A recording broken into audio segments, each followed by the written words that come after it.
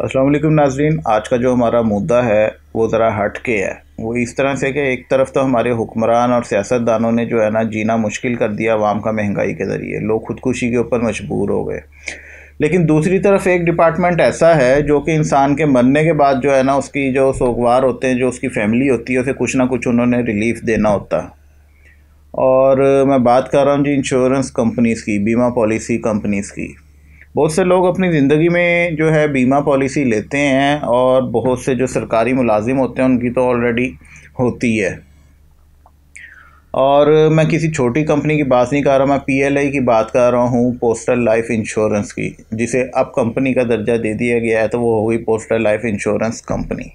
पहले खाली पीएलआई थी, अब पीएलआईसी हो गई है। और जिस केस के बारे में बात कर रहा हूँ उस फैमिली से मैंने कहा कि वो कैमरे के सामने आए, लेकिन उनका भी मौक़िफ़ ठीक था कि वो कैमरे के सामने नहीं आना चाहते थे। उसकी वजह ये थी कि वो चाहते हैं कि उनका काम हो जाए, और अगर वो इस तरह से कैमरे के सामने आ गए, मीडिया पे आके उन्होंने डिपार्टमेंट को एक्सपोज कर दिया, तो उन बेचारों का जो छोटी सी एक रकम है, बहुत छोटी सी रकम है जिसकी आज के ज़माने में कोई वैल्यू ही नहीं है, वो उन्हें वो भी नहीं मिलेगी। यानी सोच लें कि वो जो खातून है, जो बेवा है, या उसके जो बच्चे हैं, वो कितने मुंतज़िर होंगे उन पैसों के।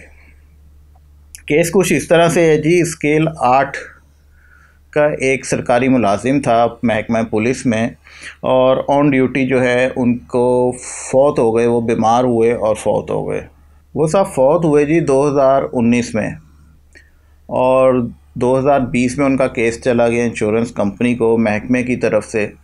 और सारा प्रोसेस होने के बाद उनकी जो जो वो थी ना इंश्योरेंस की अमाउंट जो मिली बनी, वो बनी 1,75,000 रुपये। कुछ भी रकम नहीं है। आज आपको भी पता है कि 1,75,000 की क्या वक़्त है, लेकिन उसके लिए, उस औरत के लिए बहुत ज़्यादा वक़्त है उस पैसे की, जिसको ये पैसे अब तक नहीं मिले और जिसका आमदनी का ज़रिया कुछ नहीं है। अब जो कुछ है उसके शौहर की जो पेंशन उसे आती होगी, और कितनी एक पेंशन होगी वो भी आप लोग अंदाज़ा लगा लेंगे। सेक्टर 8 स्केल 8 के जो ऑफिसर हैं उनकी क्या पेंशन होगी। मेरे पास केस आया, मैं कहा चलें जी डिपार्टमेंट जाके बात करते हैं। तो हम नीचे स्टाफ के पास गए, उनके सेक्शन में, उन्होंने बड़ी अच्छी तरह से बात की। उन्होंने हमें एक ये पर्ची बना करके दे दी कि जी हमारे हाथ में तो कुछ नहीं है, जो भी अब ऊपर वालों के पास है।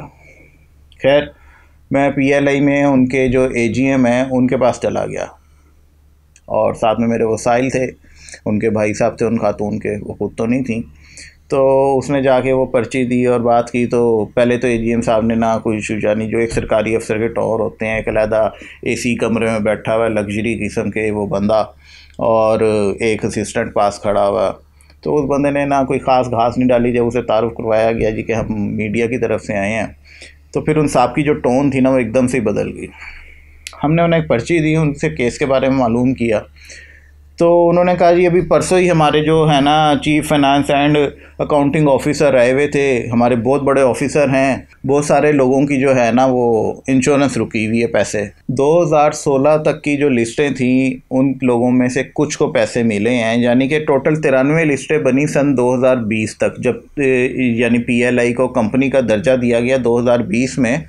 तब तक जो है ना वो 93 लिस्टें बनी इंश्योरेंस ये पॉलिसी की, सॉरी, कि इन लोगों के पैसे देने हैं। उसमें से अब तक 29 लिस्टों की पेमेंट हुई है। उसके अलावा अब तक 2016 के बाद से लेके 2023 ख़त्म होने वाला, और उन लोगों को पैसे नहीं मिले। उन साहब ने एक और बहुत हैरत अंगेज़ किस्म का ना इंकशाफ किया कि जी अभी तो कई बेवाएँ ऐसी हैं जिन्हें पता ही नहीं कि उनकी जो शौहर थे उनकी इंश्योरेंस के पैसे भी पड़े हुए हैं।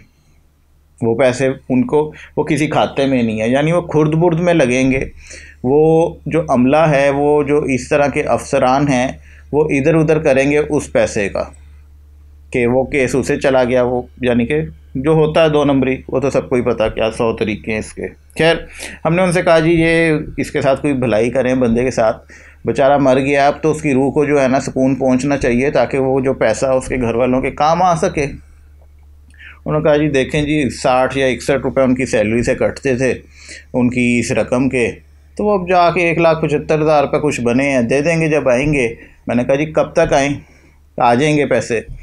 उन्होंने कहा जी हम कुछ नहीं कह सकते। मैंने कहा जी हम फिर आपके पास दोबारा कब हाजिर हों? तो उन्होंने कहा जी आप बड़ा सोचने के बाद कि 2 माह तक आ जाएं। मैंने कहा भाई 2 माह तो बहुत ज़्यादा टाइम है। उन्होंने कहा जी शुक्र करें मैंने आपको 2 साल का टाइम नहीं दे दिया, आपको 2 माह बाद बुला लिया है, तो चक्कर लगाते रहे हर 2 महीने बाद। यानी कि उनकी इस बात से साबित हो गया कि पैसे अभी भी नहीं मिल रहे। बात ये है कि ये इंश्योरेंस का पैसा किसने देना है। अगर गवर्नमेंट ने देना है तो गवर्नमेंट लैपटॉप दे रही है, गवर्नमेंट सेहत कार्ड दे रही है जो लोग ज़िंदा हैं उनके लिए। जो मर गए हैं, जिनके पीछे कमाने वाला कोई नहीं है, जिनके घर का रोज़गार चलाने वाला कोई नहीं है, उनका ये पैसा कैसे उन्हें मिलेगा? गवर्नमेंट इसके ऊपर क्यों नहीं एक्शन लेती?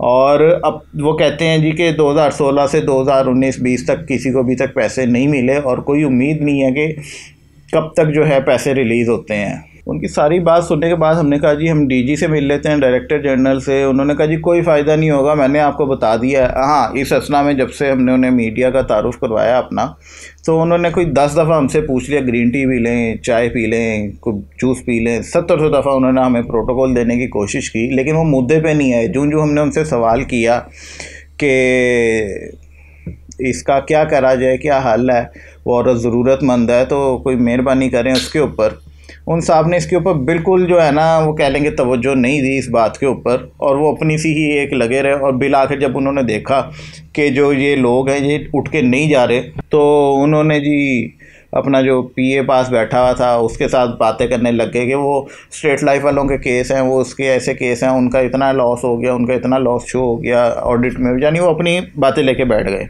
बात ये थी कि हम अपना सा मुंह लेकर के आ गए वहाँ से उठ के।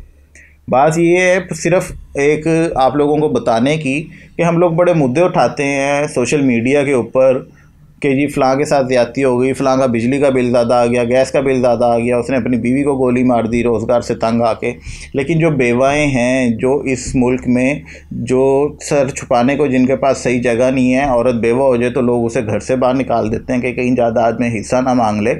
तो कहाँ आप लोग इस पॉइंट को उजागर नहीं करेंगे, लोगों तक नहीं पहुँचाएँगे इस पैगाम को कि खुदारा इन लोगों के लिए कुछ सोचा जाए, इनके लिए कोई जो है ना कोई सिलसिला बनाया जाए। गवर्नमेंट इतनी भी मजलूम नहीं है या इतनी भी कंगाल नहीं है कि अरबों रुपया अपनी ऐशियों पे, अपने प्रोजेक्ट्स के ऊपर तो लगा लेते हैं।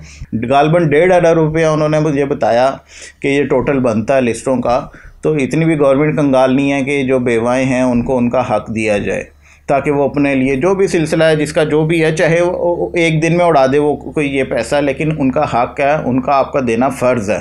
तो खुदारा इस बारे में सोचें, और जब तक ऐसा नहीं किया जाएगा तो ये आवाज़ उठती रहेगी। आज आवाज़ मैंने उठाई है, कल को कोई और उठाएगा, तो ये गले का फंदा बनेगा आप लोगों के लिए। एक वक्त में जाके अवाम जहाँ आपसे नाला है इस बात के ऊपर कि आपने महंगाई कर दी, अवाम का जीना मुश्किल कर दिया, कम से कम आपको जो मर चुके हैं, जो लोग इस दुनिया से रुखसत हो चुके हैं, उनके लिए आसानियाँ पैदा करनी चाहिए जो उनके पीछे रह गए हैं।